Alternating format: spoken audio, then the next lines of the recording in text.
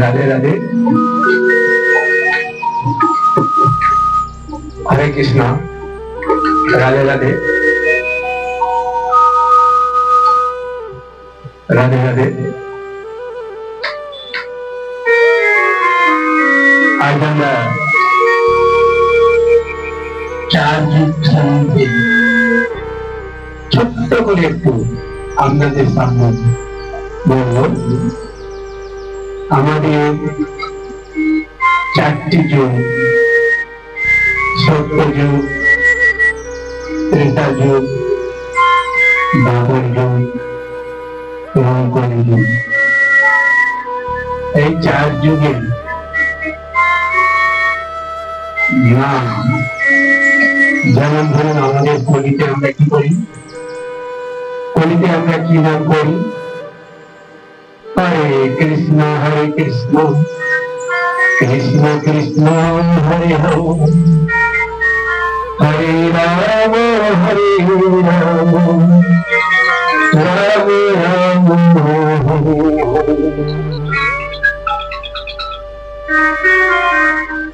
এটা হচ্ছে আমাদের কলিযুগের নাম। ঠিক একইভাবে সত্যযুগের ভক্তরা তারাও তো নাম করতো।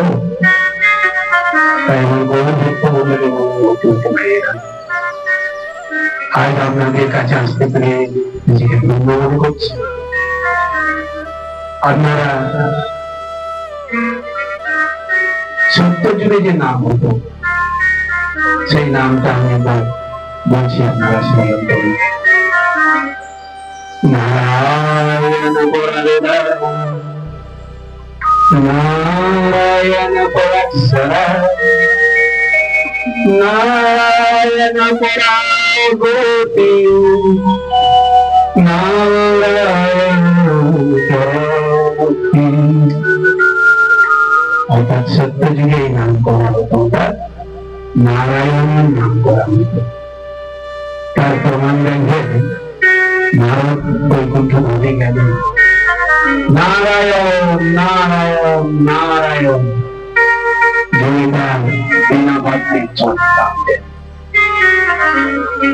সত্যযুগ যার জন্ম হয়েছিল কি মাসে? বৈশাখ মাসে।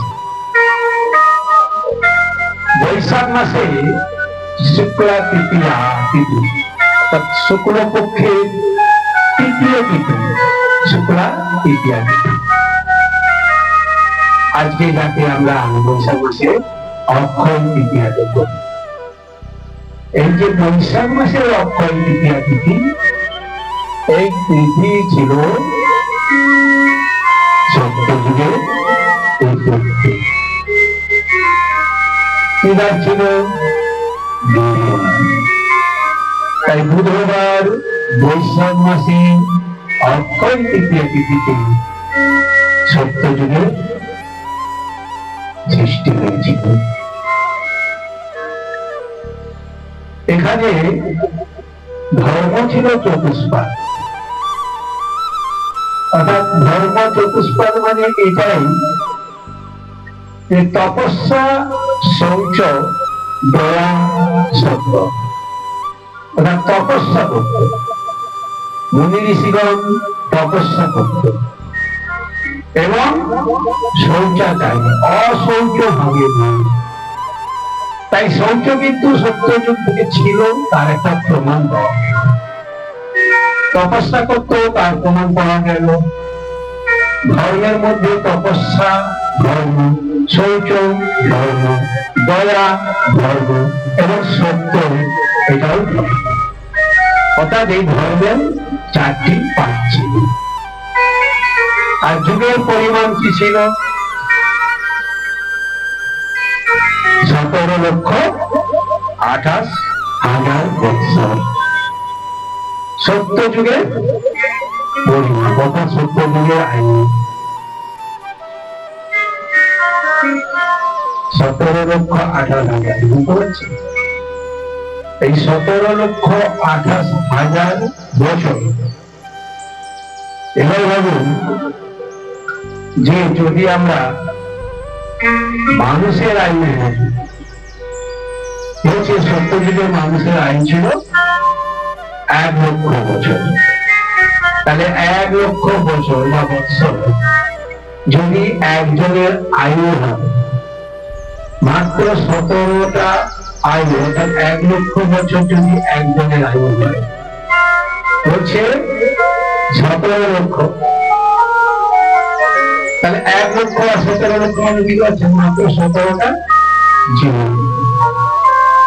তাহলে সত্যযুগে যেমন আয়ু ছিল, আর সত্যযুগের পরিমাণ সেই ছিল। বলছে দেহের দৈর্ঘ্য ছিল তখন 21 হাত। এইটা একটু ভাববার আছে, কারণ 21 হাত মানুষ তো কখনো হয় না। তখন হাত মাপ কেমন হতো? একটা বৃদ্ধাঙ্গুলি যুক্ত আমরা যদি দণ্ড করি, সেটা সেই 21 হাত। অর্থাৎ এইভাবে এটা হয়ে গেল 2 হাত, বুঝতে পারছেন? এইটা 2 হাত, এটা 3 হাত, 4 হাত, এইভাবে 21 হাত। তাহলে 21 হাত মানে যে 18 ইঞ্চি হাত তা না। তাহলে কি হবে? সত্যযুগে কোনো ঘর বাড়ি গাড়ি যদি না থাকতো তাহলে বা সত্যযুগের যদি কোনো ঘর বাড়ি বা দেবতাদের বাড়ি থাকে, সেখানে 21 হাত ধর্ম আমরা কিন্তু এখনো দেখতে পাই না। এবার যেহেতু ধর্মকে মানতে হয়, তাহলে 21 হাত বিশ্বাস করে নিতে হয় যে মানুষের 21 হাত তার দৈর্ঘ্য ছিল মানুষের। কিন্তু ইচ্ছাটা ছিল কি? মানুষের বেঁচে থাকার ইচ্ছা, তাই তার আমাদের মৃত্যু না। তাই সত্যযুগে বলা হয়েছে কি ছিল? ইচ্ছা মৃত্যু। এগুলো ভাববার আছে, এগুলো সব তত্ত্ব ব্যাখ্যা। এগুলো ইচ্ছা মানে তখন তাহলে কেউ মারা যেত না, সবাই আমার হয়ে থাকতো। তাহলে সত্যযুগে তথাকথিত মানুষই বেশি ছিল না। তাহলে কজন মানুষ অমর হয়ে আছে দেখুন, বা কজন ইচ্ছা মৃত্যু পেয়েছে দেখুন। যেমন আমরা দেখি কুরুক্ষেত্রের যুদ্ধে গঙ্গাপুত্র ভীষ্ম একমাত্র ইচ্ছা মৃত্যু পেয়েছিল। তার বাবা তাকে ইচ্ছা মৃত্যুর মরণ বা ইচ্ছা মৃত্যুর মরণ পেয়েছিলেন। তাই সত্যযুগে কিন্তু আর কারণ মধ্যে আমরা সেরকম ভাবে এতটা আলোচিত হয়ে জানি না। তাই বলছে যে মানুষের মৃত্যু ছিল ইচ্ছা মৃত্যু, মানুষ না মরতে চাইলে মানুষ মরত না। আর প্রাণ ছিল মজ্জার মতো, অর্থাৎ আমাদের এই যে দেহের মধ্যে রক্ত মাংস, তার মধ্যে হাড়ের ভিতরের যে অংশ মজ্জা, বলছে মজ্জা যতক্ষণ না নষ্ট হতো ততক্ষণ মানুষ মরাও যেত, কেন মানুষের মানুষ কিছু ছিল। আর এই সত্যযুগে যে রাজাগণ রাজত্ব করেছিল, তার মধ্যে এখনো অমর হয়ে আছে। আর একটা আমরা খুব শুনি, মানধাতার আমল। এই মানধাতা রাজা তিনি কিন্তু সত্যযুগে, এবং বা পুরবা এই রাজা বা ধুন্ধুনা, ভাগবতী কথা খুব আলোচনা রাজা, এবং কার্তবীর্য রাজা, এরা খুব নাম এবং প্রতাপের সহিত তা রাজত্ব করেছে। আবার বলেছে যে এই সত্যযুগে নাকি ভগবানের 4 অবতার আমরা দেখতে পাই। ভগবান লীলা করেছেন তার মৎস্য অবতার, কুর্ম অবতার, নৃসিংহ অবতার এবং বরাহ অবতার। মৎস্য, কুর্ম, বরাহ, নৃসিংহ 4 অবতার সত্যযুগেই রাজত্ব করেছেন মাত্র 17,28,000 বৎসরের জন্য। এই গেল আমাদের সত্যযুগের একটা সংক্ষিপ্ত বিবরণ। এরপর এলো দ্বাপর যুগ। এই দ্বাপর যুগে জন্ম হয়েছিল কখন? বলছে ভাদ্র মাসে কৃষ্ণা ত্রয়োদশী বৃহস্পতিবার। দাপর যুগের জন্ম ছিল ভাদ্র মাসে কৃষ্ণা ত্রয়োদশী। সত্য যুগে সত্য ছিল শুক্লা তৃতীয়া অর্থাৎ শুক্লপক্ষের অক্ষয় তৃতীয়া, বৈশাখ মাস, জ্যৈষ্ঠ আষাঢ় শ্রাবণ 3 মাস পর ভাদ্র মাস। এই ভাদ্র মাসে কৃষ্ণা ত্রয়োদশী তিথিতে বৃহস্পতিবারে দাপর যুগের সৃষ্টি হয়েছে। এই দাপর যুগে ধর্ম বিপাক হয়েছে। বিপাক যেমন না, আগে যে চতুষ্পাদ ছিল তপস্যা, শৌচ, দয়া, সত্য, এই তপস্যা শৌচ চলে গেল, শুধু দয়া আর সত্য এই দুটি থাকে। এই সময় মানুষ তাম্রপাত্রে ভোজন করত এবং তাম্রযুগ নামেও প্রসিদ্ধ। আর যুগের পরিমাণ ছিল 8,64,000 বৎসর। এই 8,64,000 বৎসর ছিল আমাদের দাপর যুগে। আর মানুষের আয়ু ছিল কত? 1,000 বছর। এবং দৈর্ঘ্য ছিল মানুষের 7 হাত। মানুষের দৈর্ঘ্য 7 হাত। মানুষের প্রাণ যতক্ষণ রক্ত থাকে ততক্ষণ তারা বেঁচে থাকতে পারত। রাজা কারা ছিলেন? বলছে দুর্যোধন, যুধিষ্ঠির, পরীক্ষিত, জন্মেজয়। শিশুপালন রাজত্ব করেছেন জরাসন্ধ, উগ্রসেন, এইভাবে বহু রাজা রাজত্ব করে গেছে। কিন্তু দেখা গেল যে ভগবানের অবতার শুধুমাত্র ভগবান শ্রীকৃষ্ণ এবং ভগবান, আবার কেউ কেউ শ্রীকৃষ্ণ এবং বৌদ্ধকে স্থান দিয়েছে।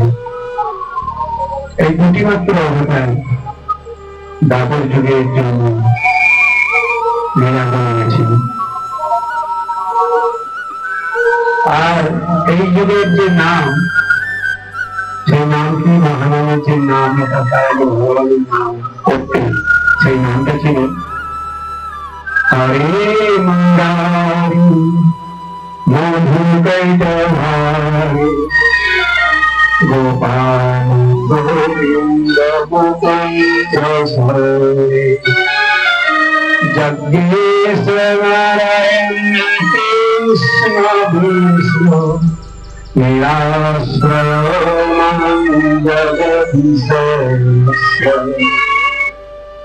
এই নাম করা হয়েছে নিরাশ্রয়ণ জগদীশ্বর। হরে মুরারি মধু বৈদ্যনাথ, শ্রীকৃষ্ণের নাম। দাপর যুগে শ্রীকৃষ্ণের নাম করা হতো। এরপর ত্রেতা যুগ। এই ত্রেতা যুগে উৎপত্তি হয়েছিল তখন কার্তিক মাসে। আর যে মাসকে আমরা দামোদর পূর্ব মাস বলি, কার্তিক মাসের শুক্লা নবমী সোমবার, কার্তিক মাসের শুক্লা নবমী সোমবার ত্রেতা যুগে উৎপত্তি হয়েছিল। ধর্ম ছিল কৃপা, অর্থাৎ তপস্যা ছিল না, শৌচ, দয়া এবং সত্য, এই 3টা ছিল। আর যুগটা ছিল রোগপতি। তাহলে এরপর যে জায়গা আসছে, যুগের পরিমাণ 12,96,000 বছর। 12,96,000 বছর। আর মানুষের আয়ু ছিল 10,000 বছর। তাহলে দেহের দৈর্ঘ্য ছিল রয়েছে 14 হাত, আর প্রাণ ছিল অস্থিগত। অর্থাৎ যতক্ষণ মানুষের শরীরে হাড় ভালো থাকবে ততক্ষণ তারা সুস্থ এবং জীবিত থাকবে। অনেক রাজা রাজত্ব করে গেছেন, বাহু, ত্রিশঙ্কু, হরিশ্চন্দ্র, সগর রাজা, অংশুমান রাজা, রঘু রাজা, অজ রাজা প্রভৃতি রাজা তারা ত্রেতা যুগে রাজত্ব করে গেছে। আর শেষে থাকলো কে? ভগবানের অবতার। তাই সত্যযুগে আমরা দেখেছিলাম মৎস্য, কূর্ম, বরাহ, বিষ্ণু। আর দ্বাপর যুগে কৃষ্ণ বলরাম বা কৃষ্ণ বৌদ্ধ। ত্রেতাযুগে বলছে বামন, পরশুরাম, রাম, এই 3 অবতার ত্রেতা যুগে তার লীলা প্রকট করে গেছে। এরপরে আমরা যে যুগে ছিল কলিযুগ। এই কলিযুগ উৎপত্তি হয়েছে প্রায় আজ থেকে 3101 খ্রিস্টপূর্বাব্দে মাঘী পূর্ণিমার শুক্রবার। মাঘী পূর্ণিমার শুক্রবারে কলিযুগের উৎপত্তি হয়েছে। ধর্ম মাত্র এক পাল, মাত্র এক পাল, অর্থাৎ কিছুটা সত্য এখনো আছে। তপস্যা নেই, শৌচ নেই, দয়া নেই, শুধু সত্য আছে। সত্য আছে বলেই কলিযুগ এখন আছে। মজাটা হচ্ছে আমরা ছোটবেলায় যেটা শুনতাম যে সত্য যুগে 4 পাত সত্য ছিল, ত্রেতা যুগে 3 পাত, দ্বাপর যুগে 2 পাত, কলিযুগে 1 পাত। এটা ঠিক না। আসল তথ্য, আসল সত্যটা বলার চেষ্টা করলাম। আপনারা একটু ভেবে দেখবেন যে তখন কি ছিল? তপস্যা ছিল, শৌচ ছিল, দয়াও ছিল, সত্য ছিল। আজকে তপস্যা নেই, শৌচ নেই, দয়া নেই, কিছুটা সত্য আছে। সত্য যুগের মতো এই যুগেও সত্য আছে। সত্য আছে, এটা হচ্ছে কলিযুগে আমাদের পরম পাওয়া। তাই এই যুগে কি হয়েছে? সবকিছুর উপর লোভ। সত্য যুগে ছিল সোনা, ত্রেতা যুগে ছিল রূপার, দ্বাপর যুগে ছিল তামা, কলিযুগে লোভ। যুগের পরিমাপ হচ্ছে 4,32,000 বছর। কলিযুগের আয়ু মাত্র 4,32,000। আবার দ্বাপর যুগে ঠিক উর্ধ্বগণ 8,32,64। তাহলে 8,64,000। আবার ওর সঙ্গে 4,32,000 যোগ করে দাও, ত্রেতা যুগের আয়ু 12,16,000 বছর। ওর সঙ্গে আবার 4,32,000 যোগ করে দাও, তাহলে হবে 17,08,000। এইভাবে যুগের আয়ু সিদ্ধান্ত বা কার্যকরী হয়েছে। এখানে মানুষের আয়ু গড়ায়ু কত? কলিযুগে 100 বছর। এই 100 বছরের মধ্যে দেখুন আমাদের লোকনাথ ব্রহ্মচারী যিনি 155 বছর বেঁচেছিলেন। আবার কেউ কেউ বলছে 165 বছর। জীবন থাকতেই পারে। তাহলে 100 বছর আয়ু কলিযুগে, সেখানে আমরা দেখছি যে 155 বছর তিনি বেঁচে আছি। আবার আমাদের শিবানন্দ বাবু যিনি রিসেন্টলি রাষ্ট্রপতি পুরস্কার পেলেন, 127 বছর বয়স। তাই কলিযুগে 100 বছর বয়স বলবো আমরা অনেককে দেখেছি 110, 107। আমাদের আমার ঠাকুমা 106 বছর, এবং এখনো যদি খুঁজে পাওয়া যায় যে 100 বছর 110 106 অনেকেই এখনো বেঁচে আছে, এটাও খুব আনন্দের।